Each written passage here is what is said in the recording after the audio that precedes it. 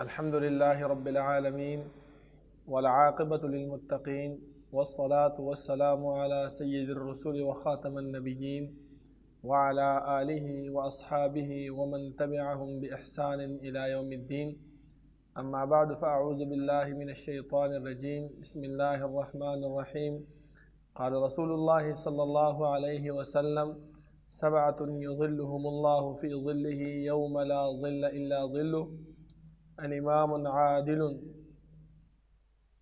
زما محترمو، مخکې درس کې مونږ د امام عادل صفات بیان کړل.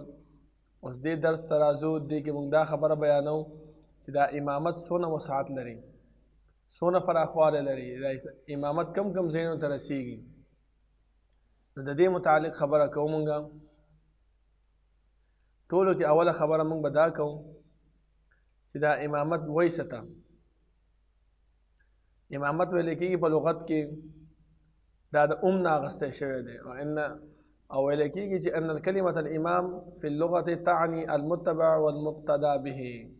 امامت هغه ته ویل کېږي په لغت کې چې د هغې تابعداري کېږي او د هغې پسې ورپسې والی کېږي، چې انسان ورپسې روان وي. او امام هغه ته ویل کېږي چې د هغې څه دین وي، څه خبره وي، څه شریعت وي او انسان د هغې تابعداري کوي. نو دې ته څه ویل کېږي؟ امامت ویل کېږي. زما محترمو، او اوس امامت په خلافت دا دواړه چې کوم دی نو یو شی دی. نو دې په منځ کې فرق څه شی دی؟ نو ډېر خلکو چې کوم دی نو د امامت او د خلافت فرق راوستی دی، خاص کر شیعګانو چې امامت هغه ته ویل کېږي چې د هغې تابعداري کېږي. کوم خبره وي یا د دین مسائل بیانوي، یا د هغې سره څه فقه وي، یا هغې سره څه پویه وي، یا د هغه سره څه علم موجود وي او انسان د هغې نه اخذ اخلي، دې ته څه ویل کېږي؟ امامت ویل کېږي. او خلافت څه ته وایي؟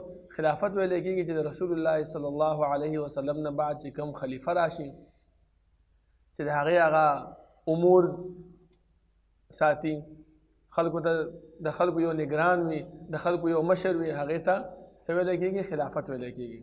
بیا دا د خلافت د خلفای راشدینو په وخت کې موجود و، خلفاء الامویه په وخت کې موجود و، خلفاء العباسیه په وخت کې موجود و، خلفاء عثمانیه په وخت کې موجود و. تر دې عثمانیه پورې خلافت را روانه ده. د دې نه بعد بیا خلافت ختم شوی دی.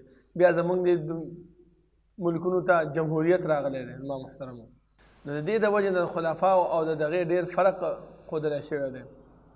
نو راځو دې خبرې ته چې دا اوس کم ځای پورې دا امامت رسېدلی دی. بلکې امام هغه دی چې د هغه خبره ومنلی شي، خو د رسول الله صلی الله علیه وسلم خبره به هغه مقدم کېږي. چې د رسول الله صلی الله علیه وسلم خبره د امام په خبره مخالف راشي، نو د امام خبره به غورځولی شي او د رسول الله صلی الله علیه وسلم خبره به اوچتولی شي. نو د دې د وجې نه امامت هغه د امام دی چې د هغې پویه ډېره وي، د هغې فقاهت ډېر وي، د هغې د مشري ډېره وي، خو د رسول الله صلی الله علیه وسلم خلاف نه وي. زما محترمو، که چېرته د هغې د دین او هغه چې کوم نبوت راوړی دی د هغې خلاف وي، د هغه امام نشي ګرځېدلی. بل امام هغه امام دی چې موږ له جمع راکوي، مونځ راکوي، دا هم یو امام دی. ولې امام ورته ویلی کېږي؟ ځکه چې مخکې دی، مقتدا ده، د هغې اقتدا مونږ کوو. ځکه رسول الله صلی الله علیه وسلم فرمایي: انما جعل الامام لیتم به. د هغې اقتدا وشي، د هغې تابعداري وشي په هر څه کې. زما محترمو، چې هغه رکوع کوي موږ پسې رکوع کوو، چې هغه نیت تړي موږ نیت وتړو، هغه په قیامه باندې ولاړ دی موږ به ودرېږو، هغه چې په سجده باندې ځي موږ ورسره سجده باندې ځو، چې هغه تشهد کوي موږ به هم ورسره تشهد کوو. نو دا امام ولې دی؟ ځکه اقتدا کېږي. ځکه ما مخکې تاسو ته لغوي معنا د امامت وښودلو چې امامت لغوي معنا څه ده؟ اقتدا کول، د یو شي پسې د هغې اقتدا کول، هغې پسې ورتګ، دا څه شی دی؟ امامت معنا ورکوي. زما محترمو، بل زما محترمو اوس دا خبره ګورو چې دا امام عادل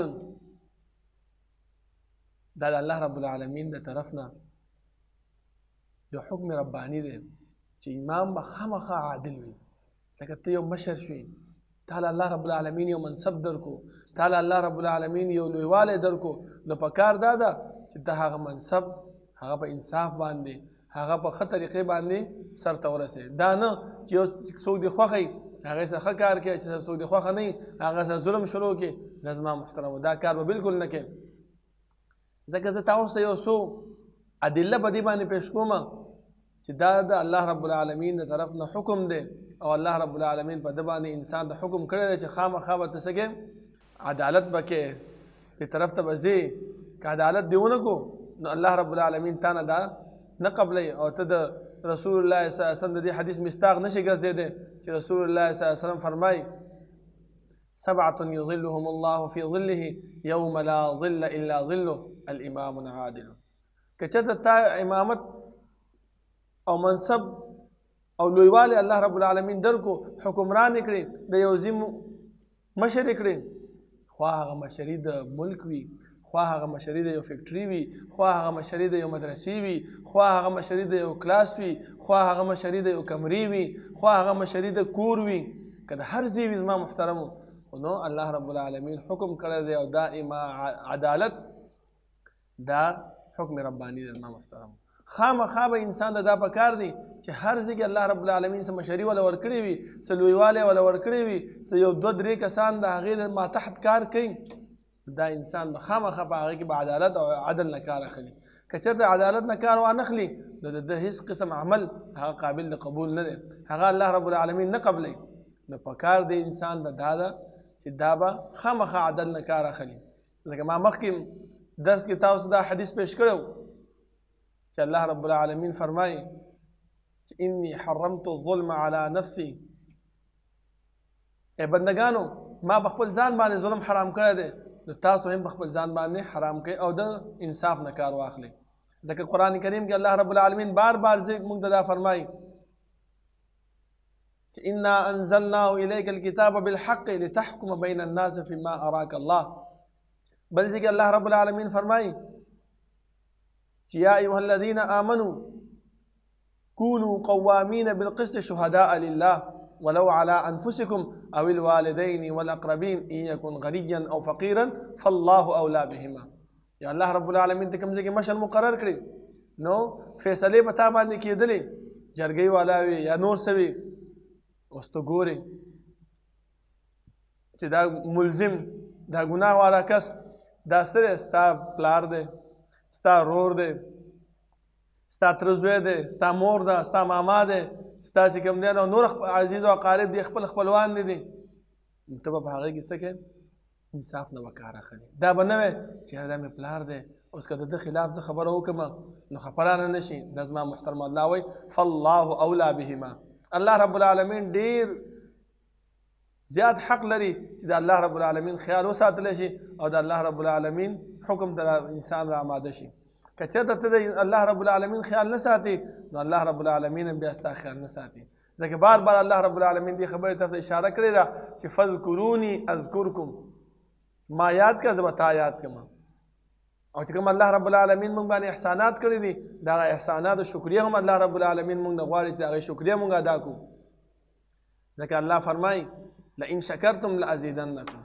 اوس دا امامت چې دا یو انعام دی د الله رب العالمین طرف نه اوس انسان د دې شکریه ادا کړي نو الله رب العالمین به دا انسان د ترقی ورکړي دا انسان به اوچت کړي او که چېرته انسان د دې ذلت کوي د دې خیال نه ساتي انصاف طرف ته نه ځي نو الله رب العالمین نه اوچتوي ځکه هغه مشهور حدیث دی چې یو زنانه هغه غلا وکړله او مشره زنانه وه نو رسول الله صلی الله علیه وسلم خواله راوستله شوه او ورته وویلې چې رسول الله صلی الله علیه وسلم په حد جاري کړو چې د لاس پرې کړی شي نو هغه خلکو وویلې چې دا به څنګه کېدی دا خو مشره زنانه ده نو موږ څنګه د لاس پرې کړو د اسامه بن زید رضی الله عنه هغه د سفارت رسول الله ته وویلو نو رسول الله صلی الله علیه وسلم د انصاف نه کار واغستو او د هغه زنانه لاس پرې کړو بل زما محترم دا انصاف انسان خپل ځان سره کولی شي لکه عدل مع النفس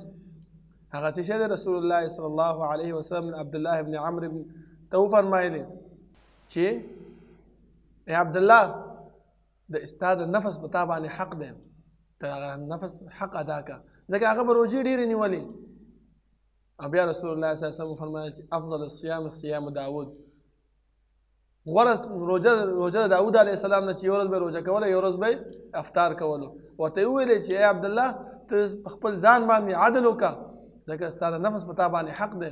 دا نه به کوي انسان چې روزانه روجې ستا نفس به کمزوری شي.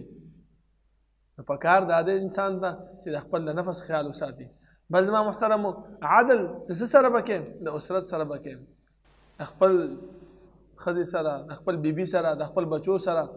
ځکه رسول الله صلی الله علیه وسلم به فرمایل اتقوا الله واعدلوا بین اولادکم، د الله نه ویرېږئ او د خپل اولاد په منځ کې څه وکئ؟ عدل وکئ. زما محترم وګورئ د خپل اسرت او د خپل د خاندان په منځ کې چې کوم دی نو الله رب العالمین او رسول الله صلی الله علیه وسلم موږ دا فرمایي چې ته به څه کوې؟ د عدل نه به کار اخلې. بل زما محترمو په خلکو کې هم د عدل نه به کار اخلې. ځکه الله رب العالمین فرمایي لکه څنګه چې ما تاسو ته مخکې آیات ولوستو چې یا ایها الذین آمنوا كونوا قوامین بالقسط شهداء لله ولو على انفسکم او الوالدین والاقربین ان یکن غنیا او فقیرا فالله اولی بهما. اوس که چېرته دا منظم دا غني وي نو هم به چې کوم دی نو انصاف نه به کار اخلي. ګورې به دا به نه ګورې چې یاره دا سړی مالداره دی سبا زما ضرورت ته پېښېږي، دا زما دې طرف ته به نه ګورې، بلکې فالله اولی بهما. دا به نه ګورې چې یاره دا غریب دی سړی زما څه په کار راځي، دا زما محترم، بلکې د الله رب العالمین خیال به ساتي. او د دې عدل د دې لپاره لوی مرتبه رسول الله صلی الله علیه وسلم ذکر کړې ده چې کوم انسان عدل کوي او انسان عدل نه کار اخلي نو الله رب العالمین به د قیامت د سختونه به بچ کوي او الله رب العالمین به خپل د سوري د عرش د لاندې به ځای ورکوي. ځکه د دې د وجې د دې لویه مرتبه ده. ځکه انسان چې کله به یو عدالت شروع کړي، انصاف شروع کړي، خپل ځان نه کار واخلي، هر طرف ته خیال ساتي، ذهن کې تعصب نه ساتي، په ذهن کې بغض نه ساتي، په ذهن کې حسد نه ساتي، بلکې چې هر څوک راشي که هغه غریب راځي، که هغه فقیر راځي، که هغه ورته مالدار راځي، که هغه یو جاه جلال والا سړی راځي، که یا منصب والا سړی راځي، نو دا ته نه ګوري چې یاره دا به سبا به زما ورته ضرورت پېښېږي، زما هم دغه راځي، نه، بلکې د عدل نه کار اخلي. ځکه هغه حدیث د معاویه رضی الله عنه چې کله هغه والي شو د عایشې صدیقه رضی الله عنها طرف ته دغه ولېږلو او ورته وویل چې مورې ما ته لږ نصیحت وکړه. نو هغه ورته څه وویلې چې رسول الله صلی الله علیه وسلم نه ما اورېدلی دي چې رسول الله صلی الله علیه وسلم به فرمایل چې کوم انسان د خلکو د خوشحالولو کوشش کوي او په هغه خوشحالولو کې الله رب العالمین ناراضه کوي نو الله رب العالمین به په داسې کار باندې به دا خلک هم ترې ناراضه کړي او الله به خپل هم ناراضه شي. خو کم یو سړی داسې کار کوي، داسې عمل کوي چې په هغې باندې الله رب العالمین راضي کېږي خو خلک خفه کېږي نو الله رب العالمین څه قوت موجود دی، طاقت موجود دی. ځکه علیم بذات الصدور ذات دی، علی کل شیء قدیر ذات دی، هغه به دا خلک هم د ده نه رضا کړي او خپل هم ترې رضا شي. نو د دې د وجې نه زما محترمو د دې عدل ډېر لوی مرتبه، ډېر لوی منزلت دی، ډېر لوی فوقیت الله رب العالمین ورکړی دی. نو انسان ته پکار دی چې د دې نه ځان وانړی بلکې هر وخت کې دی عدل نه کار واخلي. ځکه بل ذکر رسول الله رب العالمین فرمایي چې کله یو انسان تا نه قرض واخلي نو په قرضو کې به هم د انصاف نه کار اخلي. یو سړی دی هغه دغه دی قمقل نه پوهېږي په خبره باندې نو هغه څه کوي ته یې راوستلې چې زما فیصله وکړه، ما دپاره لیکل وکړه، ما له دغه وکړه، نو ته به دغه وخت کې به هم د عدل نه کار اخلي. دا به نه وی چې یاره دا قمقل دی په څه پوهېږي، دا خو مړه په خبره نه پوهېږي، بس راځه څه چې کې هغه وکړه. نه، بلکې الله رب العالمین څه وایي فلیکتب وليملل الذي عليه الحق سفيها او ضعيفا او لا يستطيع ان يمل فليملل وليه بالعدل. دا هغه لیکل دی وکړي څوک د هغې ولي په څه باندې په انصاف باندې په ښه طریقې سره، دا نه چې یاره دا قمقل دی په څه نه پوهېږي راځه به د ده مال هړپ که. نه زما محترمو بیا الله رب العالمین دا مو فرمایل چې صحیح ده په دې شهادت کې تا سره یو سړی موجود نشته دی نو ته دوه زنانه پیدا که خو د انصاف نه به کار اخلي. چې انصاف در کې نه وي نو الله رب العالمین کلم تا کامیابي تا نه نصیب کوي. خو چې انصاف در کې موجود و، عدل در کې موجود و، نو الله به هر وخت کامیاب کړي، الله به هر وخت کې منزلت درته نصیب کوي. د دې د وجې زما محترم موږ ته پکار دی چې موږ د عدل نه کار واخلو او الله رب العالمین چې په موږ باندې کم احسان کړی دی، کم مهرباني په موږ باندې کړې ده، د هغه مهرباني او هغه عدل هغه موږ په ځای کو او د رسول الله صلی الله علیه وسلم چې په حدیث کې کم صفات موږ د ښودلي دي، کم کسان موږ د ښودلي دي چې د قیامت د ورځې د سختۍ نه به الله رب العالمین دا انسان بچ کوي، چې د هغه کسانو په زمره کې موږ راشو او د الله رب العالمین د عرش د سوري د لاندې موږ د ځای میلاو شي. الله رب العالمین د عمل کولو توفیق را نصیب کړي او الله رب العالمین دې موږ نه هغه کارونه واخلي، هغه اعمال نه واخلي چې موږ د امام عادل په زمره کې راشو او د دې صفاتو په حق له موږ راشو او الله رب العالمین موږ کامیاب کړي او جنت ته داخل کړي. اقول قولي هذا واستغفر الله لي ولكم ولسائر المسلمين. سبحان ربك رب العزة عما يصفون وسلام على المرسلين والحمد لله رب العالمين.